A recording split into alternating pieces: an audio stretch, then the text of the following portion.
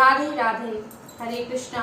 मैं हूँ आपके साथ प्रियंका तिवारी और स्वागत करती हूँ आप सभी का आज के इस नए वीडियो में। आज मैं आपको अक्षय तृतीया पूजा विधि में मटका पूजन करने की विधि बताने जा रही हूँ। जैसा कि लोग मानते हैं कि अक्षय तृतीया की पूजा विधि केवल लक्ष्मी प्राप्ति के लिए महत्वपूर्ण होती है, लेकिन ऐसा बिल्कुल नहीं है। अगर आप अक्षय तृतीया पर मटका पूजन करने की विधि करते हैं तो ये आपके पति और पुत्र को स्वास्थ्य लाभ भी प्रदान करता है। जानिए कैसे कि मिट्टी के घड़े में जो हम पानी रखते हैं उसमें मिट्टी के और पोषक तत्व पानी में मिल जाते हैं, जिससे कहीं न कहीं जो है पति और बच्चों को स्वास्थ्य लाभ भी मिलता है अगर हम इस पानी को पीते हैं। ठीक है, प्योरीफायर का अगर हम उपयोग करते हैं, फ्रिज इत्यादि का पानी पीते हैं तो प्योरीफायर जो है वो पानी के दूषित तत्वों को दूर करता है, केवल उसमें पोषक तत्व मिलाता नहीं है। लेकिन मिट्टी का घड़ा ऐसा है कि इसमें मिट्टी के पोषक तत्व और मिल जाते हैं। हमारा शरीर मिट्टी से ही निर्मित है। पांच भौतिक शरीर है, कई और चीजों से, 5 चीजों से मिलकर बना है। तो मिट्टी के पोषक तत्व इस शरीर के लिए, स्वास्थ्य लाभ के लिए बहुत ज्यादा जरूरी होता है। इसलिए जरूर से जरूर ये मटका पूजन करना चाहिए। जब आप मटका एक बार ले आएंगे घर में तो किसी न किसी तरीके से जो है इसका पानी पिएंगे ही। इसलिए बड़ा सा मटका जरूर अमासना चाहिए, इसका पूजन करके जो है इसमें पानी रख करके प्रयोग करना चाहिए। और इतना मीठा होता है इसका पानी। चलिए मैं आपको पूजा विधि करके दिखा देती हूँ। तो अलग अलग क्षेत्रों की अलग अलग पूजा विधियां होती हैं। तो मेरे क्षेत्र में जैसी पूजा विधि होती है वैसे मैं आपको करके दिखाऊंगी। जैसे कि कई क्षेत्रों में क्या है कि मटके के ऊपर जो है फल इत्यादि रखे जाते हैं, लेकिन हमारे यहाँ चने की दाल रखे जाते हैं। तो ये हमने चने की दाल भिगो करके जो है रखी हुई है, फल भी रखे जाते हैं। सबसे पहले जमीन को गोबर से लीपा जाता है। ठीक है, तो अब गोबर उपलब्ध नहीं हो पाता है अगर, तो आप गंगा जल छिड़क करके थोड़ा सा जमीन को शुद्ध कर लें। ठीक है, और लाल कपड़ा लकड़ी के पाटे पे बिछा करके और लक्ष्मी नारायण की फोटो जरूर रखिएगा। ठीक है, साथ ही साथ जैसे कि बिना गौरी गणेश की पूजन के जो है पूजा में बाधाएं बहुत आती, पूजा सफल नहीं मानी जाती। तो हमने जो है सुपारी और हल्दी से इसमें मौली धागा बांधकर गौरी गणेश का निर्माण कर लिया है। और जैसा कि मान्यता है लोगों की कि अक्षय तृतीया पर जो है सोने चांदी की चीज खरीदना चाहिए, उसकी पूजा करना चाहिए। तो अगर आपके क्षेत्र में भी ऐसी मान्यता है, मेरे क्षेत्र में तो ऐसा कुछ नहीं है। देखिए, ग्रंथों की बात अगर की जाए तो अक्षय तृतीया पर, जैसा कि नाम से ही स्पष्ट है अक्षय, तो इस दिन दान पुण्य का ही सबसे ज्यादा महत्व होता है, दान करने का। इस मटकी में जल भर करके अगर किसी प्यासे को दान किया जाए तो सोने पे सुहागा, इतना पुण्य प्राप्त होता है जिसकी आप जो है कल्पना भी नहीं कर सकते। ठीक है, जैसा जो मौसम होता है उस मौसमी चीजों का जब हम दान करते हैं तो दान करने का कई गुना ज्यादा महत्व बढ़ जाता है। आप ही समझिए कि अगर ठंडी में किसी को स्वेटर दे दी जाए, अगर उसको जरूरत है तो कितना खुश होगा। उसी तरह से पानी का दान, अगर किसी प्यासे को, मतलब रास्ते में हर लोग प्यासे चलते हैं, उनको पानी अगर अपने से आप पिलाएं तो कितना खुश होते हैं। तो आत्मा जो है आशीर्वाद देती है ना। तो इसीलिए जो है मौसम में दान पुण्य का ही अक्षय तृतीया पर महत्व होता है। जैसा कि नाम से स्पष्ट है कि कभी ना क्षय होने वाला पुण्य। आम दिनों में कोई पुण्य करते हैं तो वो फल मिलकर के एक बार में ही नष्ट हो जाता है, लेकिन अक्षय तृतीया पर किया गया पुण्य कई जन्मों तक हमें एज इट इज मिलता ही रहता है। हर जन्म में वो उसी तरह उतना ही पुण्य जो है मिलता रहता है। इसीलिए जो है ये संचित हो जाता है। आप एक बांस का पंखा ले सकते हैं, कहीं पर भी मटका दान कर दीजिए, जहाँ भी प्याऊ वगैरह हो आपका एक मटका रहेगा। कितना ज्यादा दान का आपको पुण्य मिलेगा, उसी आपके दान किए गए मटके पे जो है वो दूसरे लोग भले ही पानी पिलाएं पर आप मटके दान कर सकते हैं। 1 नहीं 3 दान करिए।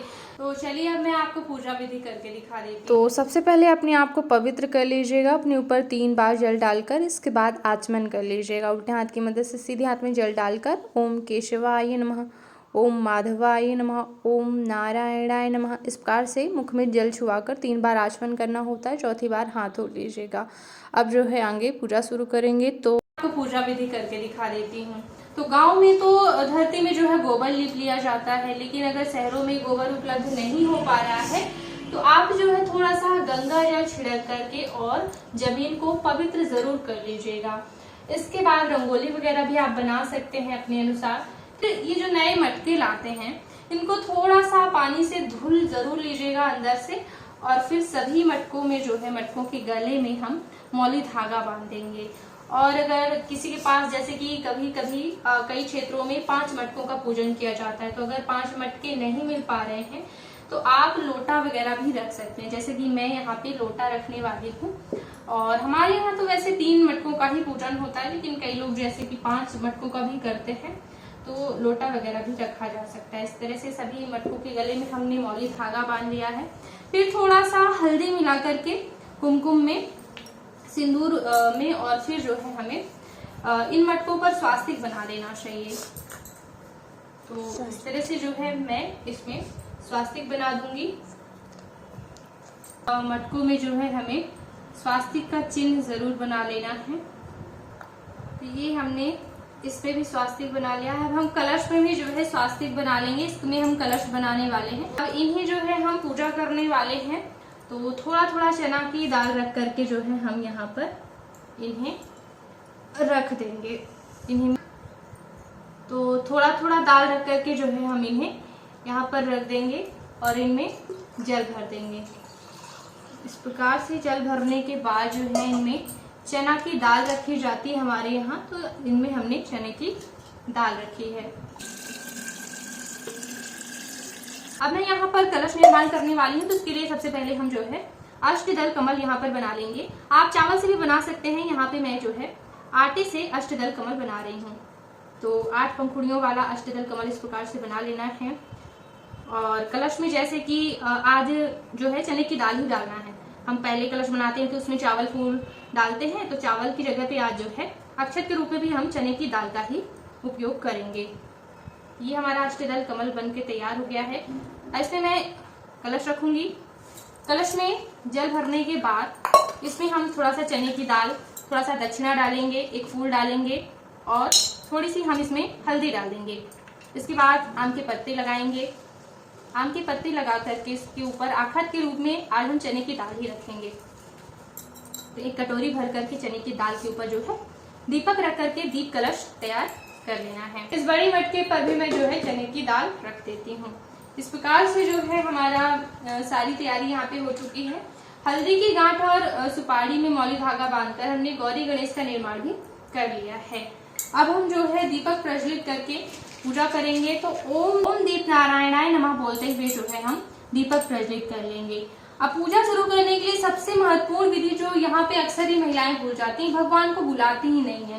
तो जब भगवान को बुलाएंगे नहीं तो पूजा कर लेंगे, पूजा का फल कैसे मिलेगा। तो भगवान को सबसे पहले बुलाना जरूर चाहिए। हाथ में चावल फूल ले लीजिए, या फिर जैसे कि अक्षत के जगह पे जो है ये चने की दाल प्रयोग करना है। तो अब हम आवाहन करेंगे, प्रार्थना करनी है। अपने भाषा में जो है आप प्रार्थना कर लीजिए कि हे लक्ष्मी नारायण, हे गौरी गणेश, हे कलश के सभी देवी देवताओं, यहाँ पर आकर विराजमान हो और हमारी अक्षय तृतीया की पूजा विधि स्वीकार करो। ऐसा बोल करके आपको जो है ओम गंगणपतये नमः, ओम गौरी देव्यै नमः, ओम महालक्ष्मी नमः, ओम विष्णवे नमः, ओम वरुणाय नमः, इस प्रकार से बोल करके सभी देवी देवताओं का आवाहन कर लेना है। और आवाहन कर लेने के बाद अब हम सभी देवी देवताओं का पूजन करेंगे। तो सबसे पहले सबको जल अर्पित कर देंगे। ओम गंगणपतये नमः, ओम गौरी देव्यै नमः, ओम महालक्ष्मी नमः, ओम विष्णवे नमः, ओम वरुणाय नमः। इन मटकों पर भी जो है हम थोड़ा सा जल अर्पित करेंगे। इस प्रकार से स्नान इत्यादि कराने के बाद जो है हम वस्त्र स्वरूप मौली धागा अर्पित कर सकते हैं।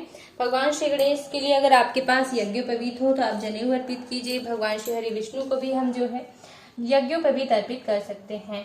बाकी सभी देवी देवताओं को जो है आप मौली धागा अर्पित कर दीजिएगा। बस मटकों में भी जो है वस्त्र स्वरूप मौली धागा अर्पित करना चाहिए। तो हमने पहले से ही बांध रखा है, तो इन्हीं को हम स्पर्श कर लेंगे और इसके बाद जो है हम इनका श्रृंगार करेंगे।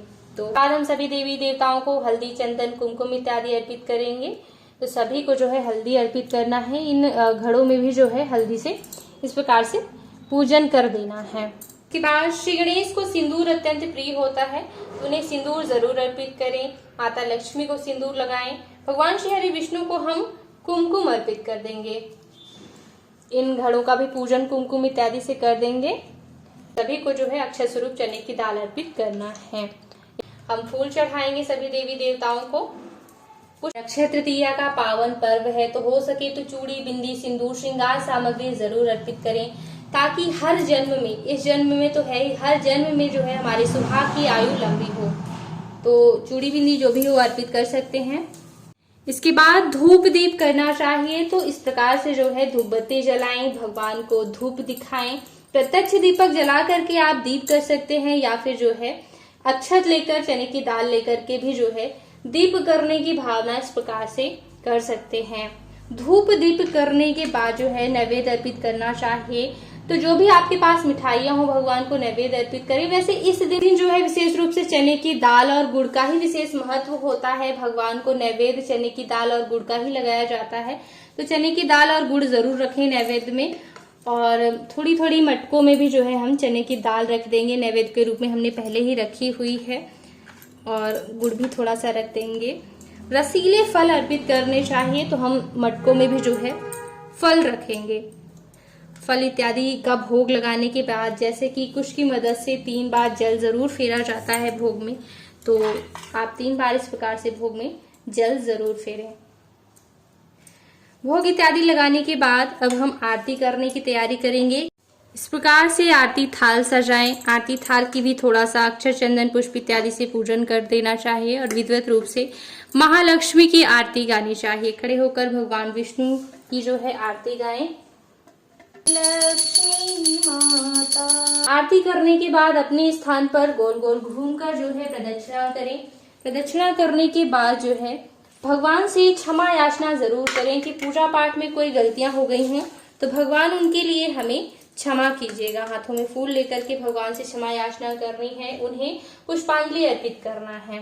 ठीक है, पुष्पांजलि अर्पित करने के बाद जो है, अब जैसे कि गौरी गणेश होते हैं तो थोड़ा देर पूजा में रुक जाइए, और इसके बाद इन्हें विदा भी आप कर सकते हैं। विदा कैसे करना है, हमने हाथों में पुष्प लेकर के जो है पुष्पांजलि अर्पित करी। हम प्रार्थना करेंगे कि आप अपने अपने धाम को जाइए, लेकिन अपना आशीर्वाद हमेशा बनाए रखिएगा। ऐसा कहकर इनका आसन पीछे इस प्रकार से खिसका देंगे, इन्हें विदा कर देंगे। इसके बाद इनका विसर्जन कर सकते हैं। इन्हें हम मंदिर में विराजमान कर लेंगे। ठीक है, और इन मटकों का जो है पूजन हो गया है। और इन घड़ों का जो पानी है, इन्हें आप या तो शिवलिंग में डाल दें, तुलसी में डाल दें, या फिर पुष्पों के गमलों में डाल दें। थोड़ा सा प्रसाद स्वरूप आप ले सकते हैं, लेकिन इसके पहले जो है आप इन घड़ों के पानी से भगवान का अभिषेक जरूर करें। ठीक है, इस तरह से पूजा पाठ इत्यादि करना है। वैसे तो एक घड़ा जो है किसी को दान जरूर करना चाहिए, ब्राह्मण को, या फिर कोई भी प्यासा आपको दिखे तो घड़ा भर करके जो है उन्हें दान करना चाहिए। या फिर अगर आपकी सामर्थ्य है तो आप एक घड़ा जो है प्याऊ में जा करके दे सकते हैं, जहाँ पे प्याऊ खुले होते हैं, लोग पानी पिलाते हैं, तो आप एक घड़ा भर के पानी से और प्याऊ में दान कर सकते हैं। तो क्या होगा कि वहां पे आपके घड़े से जो है सभी को पानी पिलाया जाएगा, तो आपको कई गुना पुण्यों की प्राप्ति होगी। ये बहुत ही अच्छा साधन है। अगर सामर्थ्य है तो आप एक बड़ा घड़ा खरीदें और प्याऊ में दान जरूर करें। इस प्रकार से पूजा विधियां पूरी होती हैं। और अगर आप सभी के कोई प्रश्न है, एक बार चैनल पे जरूर आइएगा, क्योंकि बहुत महत्वपूर्ण वीडियो देती रहती हूँ। अरुण आके देखिएगा जरूर। इस वीडियो को देखने के लिए बहुत बहुत धन्यवाद। राधे राधे।